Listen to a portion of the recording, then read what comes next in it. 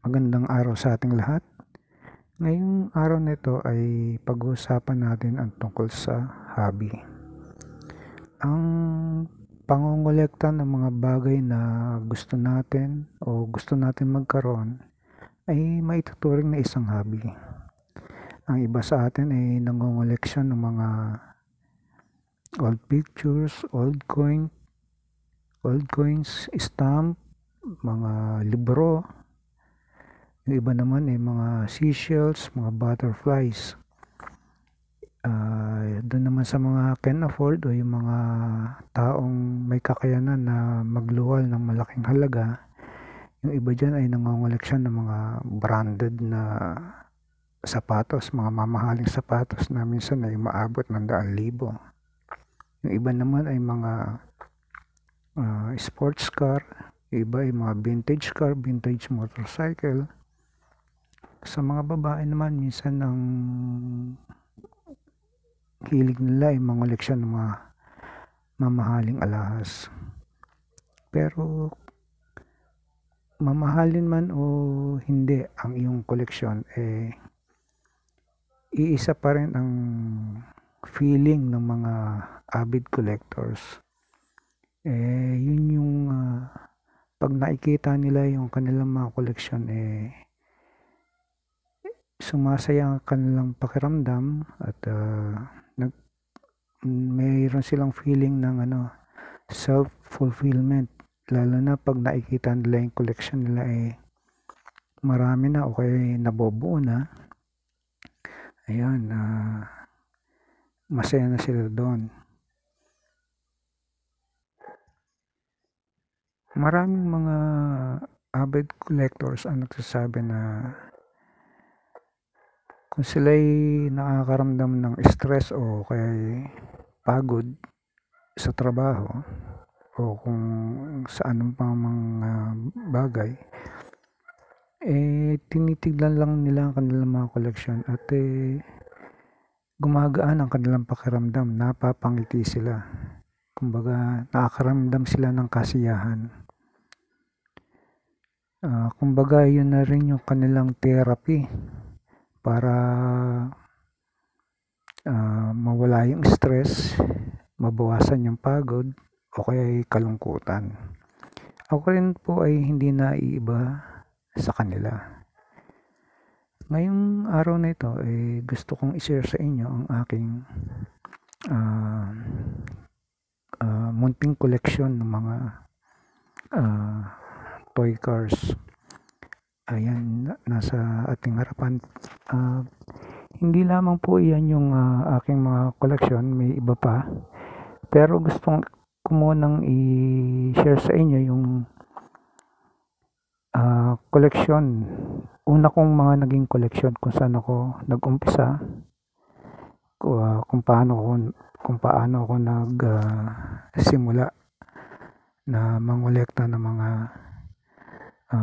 toy cars. Year 2007 or 2008 ata yun nung ako'y mag-umbisang mangolekta ng mga toy cars. Kung inyong natatandaan noon na ang Shell ay nagkaroon ng promo na kung kayo magpapagas ng 400 pataas, meron kang free na Ferrari toy car. Bali, hanggang may third batch sila na, umabot ng third batch ang kanilang Ferrari toy collector's item. At etong tatlong nasa harapan ay yan yung first batch, yung apat na nasa likod yung second batch.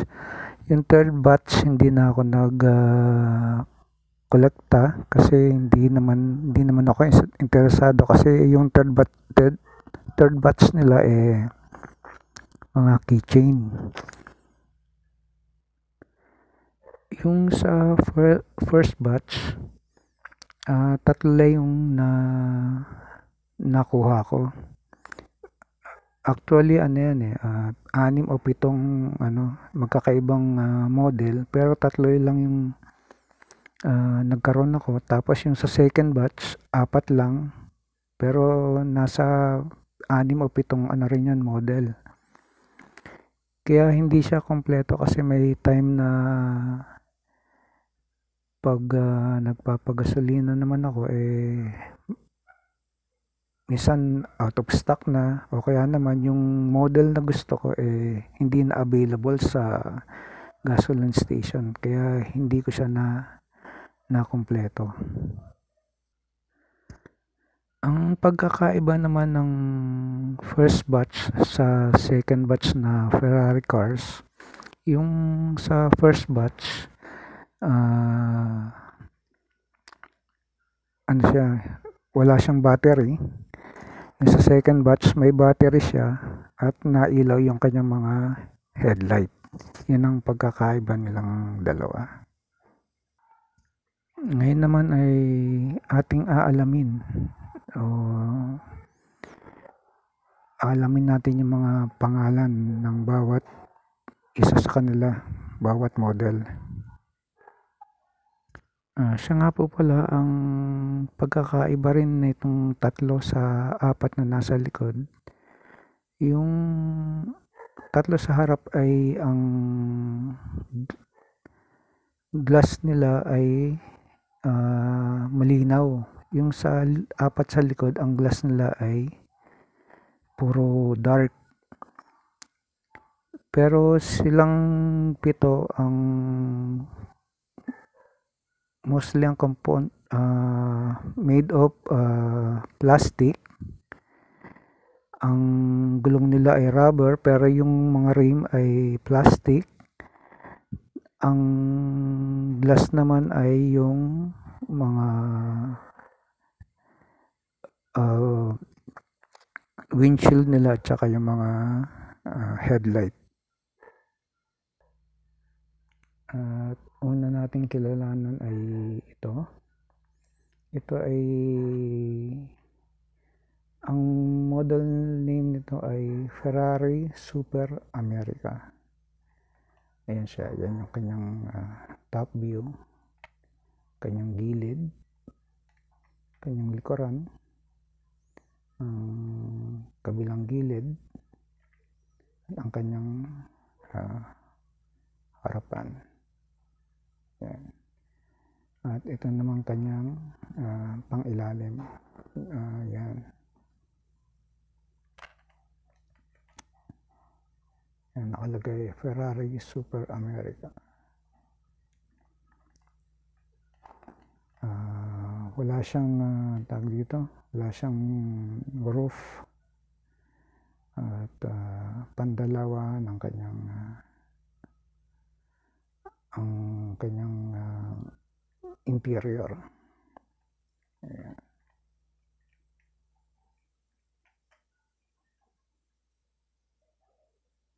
At isunod naman natin ang isang ito. Ang model name nito ay Enzo Ferrari.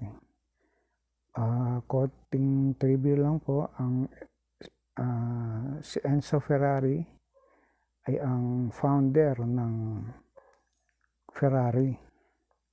Kaya itong model na to ang ipinangalan sa kanya.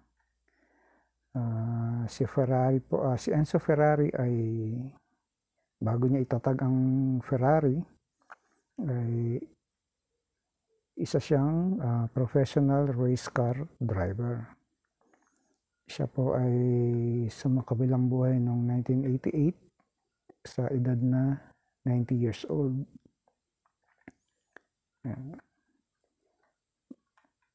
Yan ang kanyang gilid, ang kanyang harapan, kabilang side, kanyang likuran, ang top view niya, at ang kanyang ilalim. Ayan, nakalagay na Enzo Ferrari. Yan, sa kanya ipinangalan ang model na ito.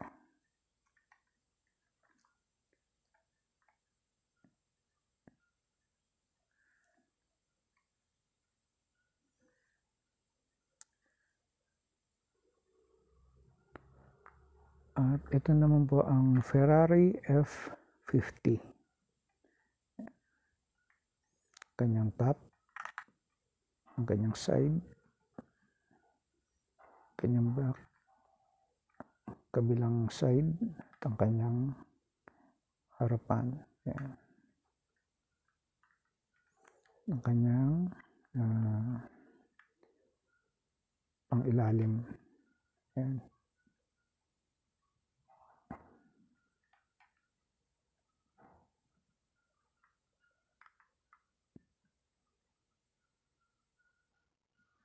Ngayon naman yung sa likuran naman ng ating kikilalanin. At umisahan natin dito sa Ferrari FXX. Ayan po. Bali may nakalagay na FXX na sa kanyang parang spoiler. Ayan. Ayan yung kanyang gilid. May logo ng Ferrari sa fender niya. Kanyang likuran. Kanyang kabilang side. Kanyang harapan. At ang kanyang pang-ilalim. Kung napapansin niyo po, meron siyang screw dito. Itong tatlo kanina, wala siyang Ito po ay compartment nung battery. Ang battery niya ay yung tatlong maliliit na bilog. At meron siya yung parang speaker dito. Kasi pag pinatakbo mo siya, meron siyang sound at umiilaw ang kanyang headlight.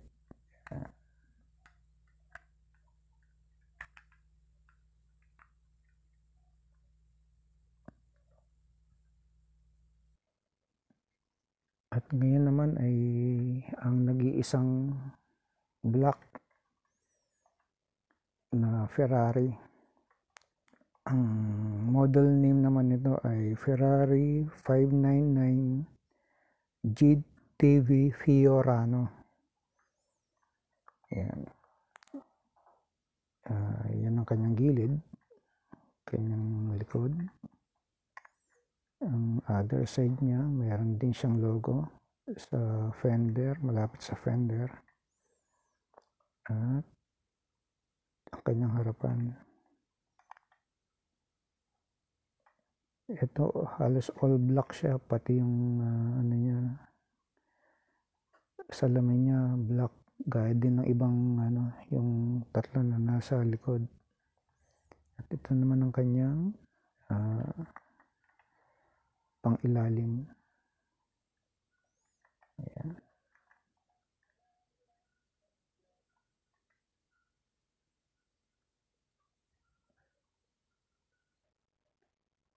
At isunod natin naman itong may nakalagay na number 16 sa kanyang hood at sa kanyang roof. Ang model name naman nito ay Ferrari F430 Challenge. Ayan. Ang kanyang top view, side view, kanyang likod, kanyang kabilang gilid, at ang kanyang kaharapan, ang kanyang pang-ilalim.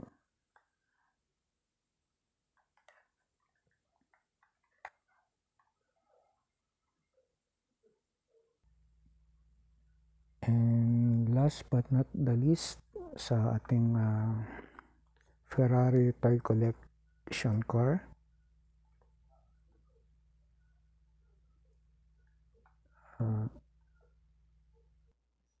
sorry, mali yung nasabi ko kanina. Ferrari toy car collection pala. At ito naman ang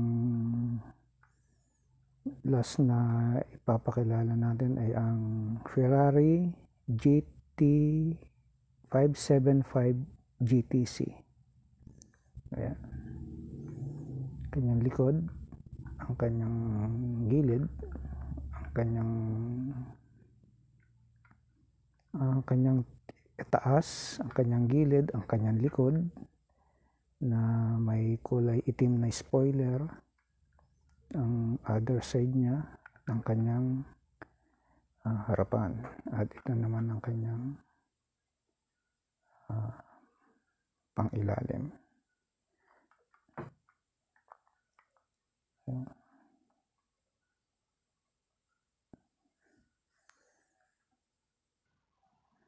Ayan po, nakita niyo na. Sa pitong ito, dito ako nagsimula mangolekta ng mga toy cars. At isa sa mga nagustuhan ko sa kanila ay yung detalyadong pagkakagawa ng bawat isa.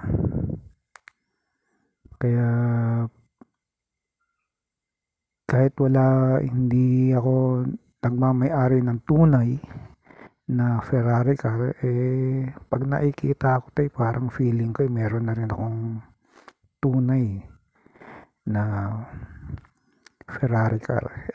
Ang Ferrari ay isa sa mga, palagay ko hindi lang ako, milyong-milyong tao ang nagagandahan sa sports car na ito. Sa susunod na video, gagawin nating video, i-review naman natin yung iba ko pang pag-aaring kumbaga iba ko pang kinolektang toy car. Sana po ay nagustuhan ninyo ang ating munting presentation. Sana ay panoorin nyo rin yung susunod nating gagawing video. Maraming salamat po at God bless sa ating lahat.